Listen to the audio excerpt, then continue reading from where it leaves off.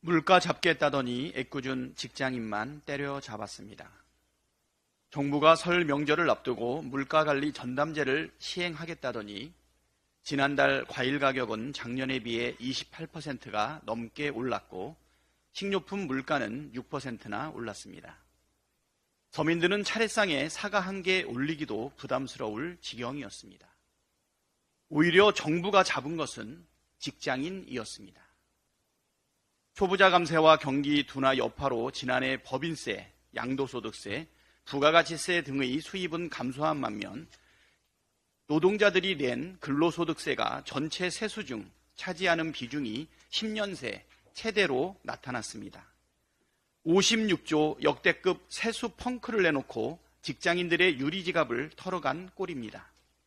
총선을 앞두고 윤석열 대통령은 하루가 멀다 하고 감세 정책을 발표하고 있습니다. 물가도 못 잡고 서민만 때려잡는 정부 정책에 서민들 허리가 활처럼 휘고 있습니다. 민심을 외면하고 서민에게 박절한 정부에게는 회초리가 답입니다. 한동훈 국민의힘 비상대책위원장과 윤석열 대통령에게 묻습니다. 중요한 내용들에 대해 한동훈 위원장이나 윤석열 대통령, 국민의힘은 전혀 답을 하고 있지 않습니다. 국민을 대신해 몇 가지 질문해 보겠습니다. 첫째, 윤석열 대통령이 검찰총장 시절 특수활동비 70억 원을 현금 저수지처럼 쌓아놓고 펑펑 썼다는 게 사실입니까? 재임 20개월 중 현재까지 분석된 17개월 치만 해도 70억을 쌈짓돈처럼 마음대로 썼다는 뜻입니다. 국민이 낸 세금으로 운영되는 특활비를 이렇게 쓴 사실이 찔렸는지 검찰은 특활비 사용 내역을 투명하게 공개하라는 법원 판결마저 무시하고 있습니다. 법치와 공정 찾기 이전에 양심조차 찾아보기 어렵습니다. 둘째, 검찰 특활비 영수증의 글씨가 휘발된 게 사실입니까? 한동훈 위원장은 법무부 장관 시절 검찰 특활비 영수증을 오래 보관하다 보니까 잉크가 휘발되었다고 말했는데 전혀 스마트하지 않은 궤변이었습니다. 양심이 있었다면 특활비를 엉뚱한 곳에 부적절하게 쓴 사실이 드러날까봐 먹칠을 하고 글씨를 지웠다고 솔직하게 답변했어야 하지 않았을까요? 셋째, 윤석열 대통령은 배우자 김건희 여사가 300만 원짜리 명품백을 받았다는 사실을 언제 인지하셨습니까? 청탁금지법에 따르면 공직자는 배우자가 부정한 금품을 받았다는 사실을 인지한 즉시 신고하도록 되어 있습니다. 그러나 윤석열 대통령은 디올백을 받은 사실을 인지한 시점과 신고 여부에 대해 밝히기는커녕 박절하게 대할 수 없어서 받았다는 후안무치한 변명을 했습니다.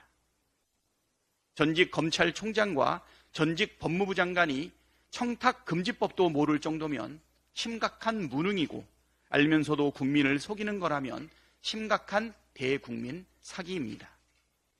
넷째, 고발사주의 배우가 윤석열 대통령과 한동훈 위원장이라는 의혹이 사실입니까?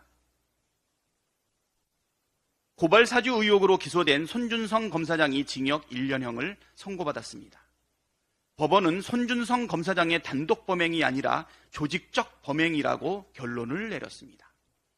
즉, 고발사주는 검찰이 조직적으로 행한 중대 국기문란 사건이라는 뜻입니다.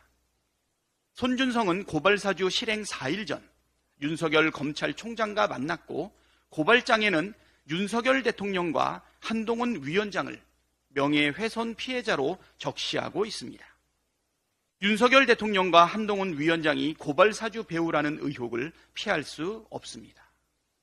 배우를 밝히기 위해 철저하게 재수사를 해야 한다는 것은 검찰 출신인 윤석열 대통령과 한동훈 위원장이 잘 알 것입니다. 지금까지 이런 질문을 할 때마다 단 한 번도 제대로 된 답을 못 들었습니다. 윤석열 대통령은 마이동풍하고 한동훈 위원장은 동문서답만 합니다. 오죽하면 동훈서답이라는 신조어까지 나왔겠습니까?